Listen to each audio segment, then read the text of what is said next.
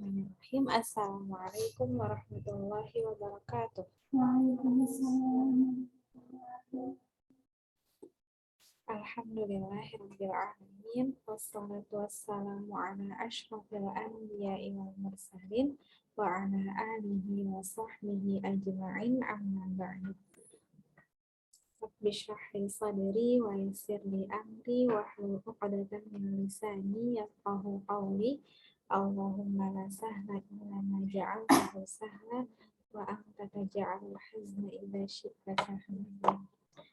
Oke, pertama-tama pastinya kita panjatkan puja serta syukur kita kehadirat Allah Subhanahu wa taala yang telah memberikan kita nikmat kehidupan sampai dengan hari ini, sehingga kita masih diberi kesempatan untuk menambah amal-amal kebaikan kita, juga memperbaiki dosa-dosa kita. Salawat serta salam tak lupa kita haturkan kepada suri tauladan kita Rasulullah SAW, yang semoga kita semua sebagai umatnya senantiasa diberi keistiqomahan untuk mengikuti sunnah-sunnah beliau hingga akhir hayat nanti. Oke, pada hari ini masih tentang habit.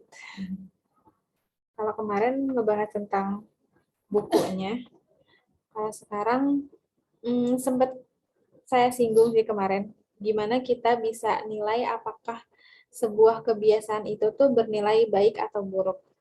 Kalau misalnya dalam agama kita ya, dalam Islam, ada beberapa habits yang emang udah jelas itu baik, udah jelas baik sama buruknya. Ketika habits itu benar-benar berkaitan dengan ibadah, maka udah pasti itu adalah habits yang baik gitu.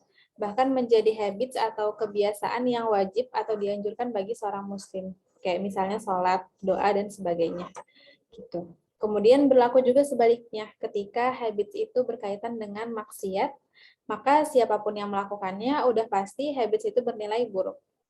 Tuh, nah, lalu bagaimana dengan kebiasaan-kebiasaan atau habits yang istilahnya itu hukumnya mubah, yang hukumnya boleh-boleh aja gitu, dan mungkin lebih kepada kegiatan kita sehari-hari, kayak tidur, makan, olahraga, kerja, atau lainnya. Nah, kita semua di sini pastinya ingin menciptakan habits, ingin menciptakan kebiasaan yang bernilai baik, bahkan bernilai produktif. Kita semua di sini pastinya pengen ya nyiptain habits yang baik, habits yang produktif, kebiasaan yang produktif, sehingga pada akhirnya kita bisa terus tumbuh gitu setiap harinya dengan ngelakuin kebiasaan-kebiasaan tersebut. Nah, baik atau buruknya sebuah habits itu salah satunya bisa dinilai dari bagaimana hasilnya. Kayak seperti yang sudah saya singgung di kultum sebelumnya, di mana dalam sebuah penelitian itu ditemukan bahwa 40% lebih tindakan yang dilakukan orang setiap hari itu bukan karena keputusan, tapi karena kebiasaannya, karena habits-nya.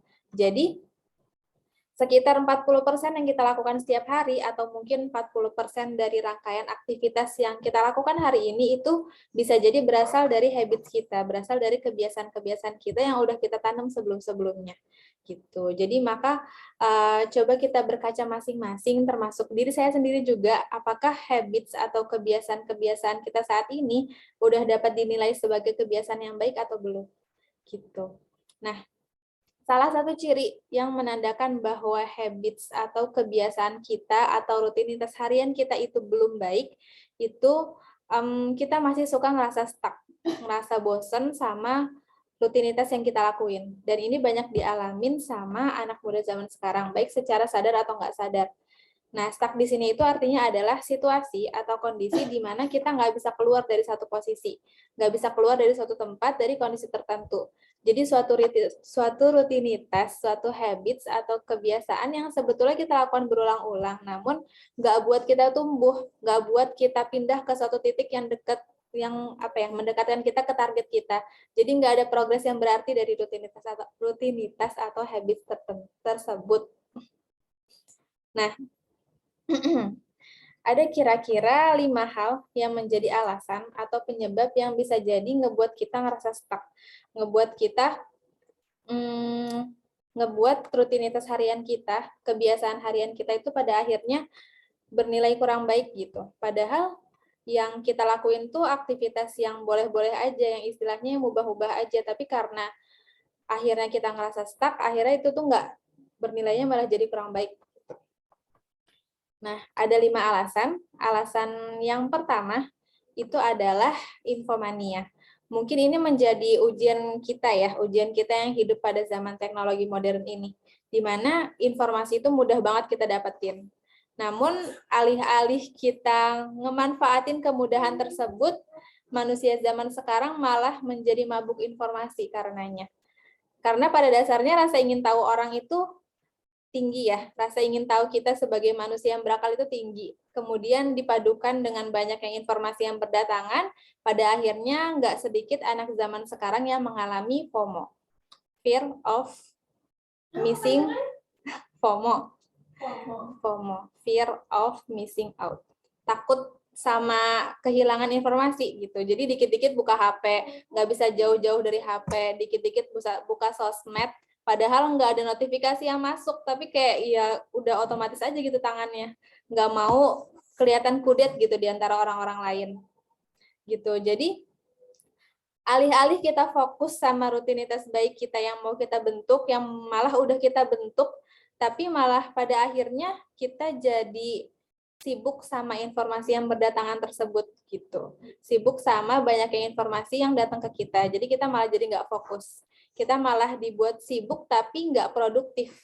Jadi pada akhirnya rutinitas atau kebiasaan baik yang dilakukan itu malah jadi nggak selesai atau selesai tapi nggak maksimal gitu. Jadi ketika hal ini terus-menerus terjadi, terus-menerus berulang-ulang kali terjadi, pada akhirnya nanti di ujung kita akan merasakan stuck. Kita akan ngerasa bosan kok gini-gini aja. Soalnya kita ya gitu ngelaksanain rutinitas tapi nggak selesai karena kita malah dibuat sibuk sama informasi-informasi tersebut gitu. Kita nggak ngefilter setiap informasi yang datang ke kita. Gitu. Terus kemudian alasan kedua yang bisa jadi ngebuat kita stuck sama rutinitas kita sendiri itu adalah the knowing doing trap. The knowing itu artinya orang yang mengetahui. Orang yang mengetahui. Doing itu artinya melakukan. Trap itu jebakan. Oke, silakan diartikan dulu masing-masing. Dan hal ini banyak banget terjadi di kalangan anak muda. Tapi banyak yang nggak sadar kalau misalnya dia sedang ngelakuin jebakan tersebut gitu. Udah mah nggak sadar, terus udah gitu ngelakuin jebakan gitu. Jadi double kill. Nah, the knowing doing trap itu maksudnya adalah kita tahu secara teorinya, tapi secara aksinya, secara actionnya kita nggak ngelakuin hal tersebut. Ilmunya banyak, tapi aksinya minim. Gitu. Ilmunya banyak kan orang yang tahu ya. Tapi karena aksinya minim, jadi seakan-akan orang yang tahu itu mereka sedang ngelakuin jebakan. Mereka dapat ilmunya, tapi mereka nggak ngelakuin gitu. Kalau misalnya apa ya, pokoknya ada tingkatan ilmu dan di situ tuh buat ngejadiin orang yang pintar itu gampang. Tapi sebenarnya ada tingkatan yang ujung-ujungnya itu jadi orang bijak, apa ilmu, terus nanti ada pengalaman, terus ujung-ujungnya bijak aja. Ada 5. Kognitif apa gitu terus bisa jadi gitu. Jadi kalau buat ngejadiin orang pintar itu gampang karena dia cuma tinggal dimasukin ilmunya doang, tapi buat ngejadiin orang bijak itu susah karena butuh pengalaman, butuh aksi yang banyak dulu gitu. Jadi istilahnya antara orang pintar sama orang bijak tuh masih jauh lah.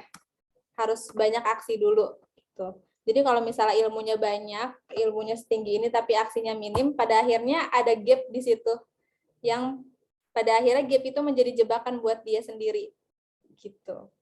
Dan di sini banyak alasan orang-orang yang kayak gitu, orang-orang yang punya ilmu tapi aksinya minim itu biasanya mereka punya alasan dan alasannya bisa macam-macam, mulai dari malas, ngerasa belum layak, nunggu sempurna dulu baru mau bagi-bagi ilmunya, baru mau aksi, atau mungkin nunggu waktu yang tepat dulu lah katanya gitu. Dan alasan-alasan lainnya yang serupa gitu. Nah, semakin banyak alasan yang entah itu beneran alasan atau cuma diada-adakan alasannya, itu maka akan ngebuat kita pada akhirnya nggak akan kemana-mana gitu. Karena kita istilahnya dihalangi sama alasan-alasan tersebut gitu. Dan kondisi kita yang nggak kemana-mana ini pada akhirnya ya artinya kita diem di tempat, kita stuck di tempat itu terus, kita nggak berkembang, kita tetap berada di rutinitas itu tersebut, muter-muter di situ terus, pada akhirnya bosan dan ya udah kayak gitu aja terus gitu. Dan itulah yang banyak terjadi di ini ya, di anak zaman sekarang. Yang mungkin sebenarnya rutinitasnya mah mubah-mubah aja, cuman pada akhirnya nggak baik gara-gara dia ngerasa stuck dengan rutinitas tersebut, dan ngerasa stuck ini bisa disebabkan karena alasan tadi ya. Tadi saya baru nyebutin 2 alasan. Pertama karena informasi, karena infomania. Kemudian karena the knowing doing trap. Masih ada 3 alasan lagi. Biarkan itu di sesi selanjutnya. Oke, mungkin itu saja yang dapat saya sampaikan. Kurang lebihnya mohon maaf. Wassalamualaikum warahmatullahi wabarakatuh.